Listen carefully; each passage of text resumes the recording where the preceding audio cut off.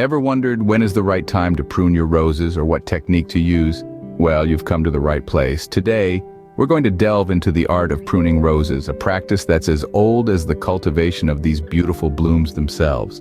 You see, pruning is not just about keeping your garden neat and tidy. It's about creating an environment where your roses can truly thrive. By removing dead or diseased wood, you're helping to prevent the spread of harmful diseases. By thinning out the center of the plant, you're promoting better air circulation, which also helps to keep diseases at bay.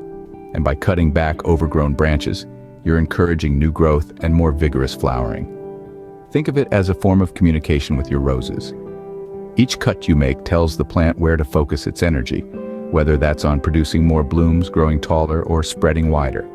It's a dialogue that requires a keen eye, a steady hand, and a deep understanding of what your roses need to flourish. But here's the thing. Not all roses are the same. There are over 300 species of roses and countless cultivars, each with their own unique growth habits and pruning requirements. Some roses, like the hardy shrub roses, can tolerate heavy pruning, while others, like the delicate tea roses, need a gentler touch. It's a complex world, full of beauty and challenges, but don't worry, we're here to guide you through it. Pruning is a journey, an ongoing process of learning and growing along with your roses. It's an art form, combining knowledge, skill, and a touch of intuition. It's a labor of love, a testament to the enduring bond between humans and nature. Now that we know why pruning is essential, let's dive into the different techniques and when to use them. There's more than one way to prune a rose, and it all depends on what you want to achieve. Now, let's get into the heart of our discussion. The two prime techniques for pruning roses: hard pruning and moderate pruning. Each of these techniques has its own unique benefits and best times for execution, and knowing when to use which can be the difference between a good rose and a great rose. Let's start with hard pruning. This is a technique that really gets down to the nitty-gritty, removing most of the plant's previous growth. It's typically carried out in late winter or early spring, just as the buds begin to swell. This is the time when your roses are ready to burst into life, and hard pruning helps stimulate robust, vigorous growth. Hard pruning involves cutting back the majority of the canes, leaving only 3 to 5 of the strongest ones. These are then pruned down to about 6 to 10 inches above the ground. The result? You'll see fewer but larger blooms and a stronger, more vigorous plant overall. On the flip side, we have moderate pruning. This method is less drastic, leaving more of the plant's original growth intact. It's ideal for mature rose bushes that you want to maintain at a certain size or shape. With moderate pruning, you'll cut back the canes to about half of their length, typically 18 to 24 inches above the ground. The best time for moderate pruning is also late winter or early spring, but it can be done throughout the growing season to maintain the desired shape and size. The outcome is a bush with more blooms, albeit smaller ones, compared to hard-pruned roses. Every rose is unique, just like us. Some prefer a tough love approach, while others bloom best with a gentler touch. The key is understanding your roses and their needs.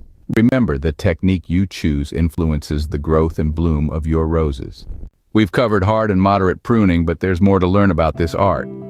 Today we're diving deeper into the rabbit hole of rose pruning, focusing on two techniques that are just as crucial: light pruning and deadheading. Let's start with light pruning. This technique is all about minimalism. It's a gentle approach where only the tips of the branches are removed, leaving most of the plant intact. Light pruning is ideal for vigorous rose varieties that have a strong growth habit. It's also great for young rose plants that need to establish their root system and overall structure before they can handle more intense pruning. When to do it? Well, the best time for light pruning is in late winter or early spring, just as the plant is starting to wake up from its winter slumber. Now, let's move on to deadheading. This technique is quite straightforward but incredibly important for the overall health and beauty of your roses. Deadheading involves removing spent flowers from the plant. This not only keeps your roses looking fresh and vibrant, but also encourages the plant to produce more blooms. A rose's primary mission in life is to reproduce, and when you remove the spent flowers, you're essentially tricking the plant into thinking it needs to produce more. And when should you deadhead? The answer is simple: throughout the blooming season. As soon as you see a flower fading, it's time to grab your pruners. That said, remember that every rose is unique, and what works wonders for one might not be the best for another. It's always a good idea to learn about the specific needs and preferences of the rose variety you're caring for. It might take some trial and error, but that's part of the joy of gardening, isn't it?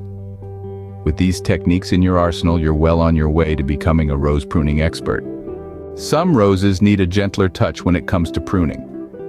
Let's shed some light on a few rose varieties that are more sensitive to pruning and share tips on how to handle them. Climbing roses, for instance, are one such variety. They prefer a light prune, with the main focus being on removing dead wood and keeping the plant tidy. Then we have the old garden roses, which are best pruned right after blooming as they only bloom on old wood.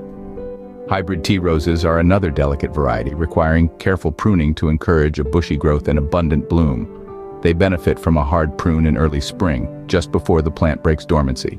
Remember, the key to pruning sensitive roses is patience and care. Make sure your tools are sharp and clean to prevent disease spread and damage to the plant.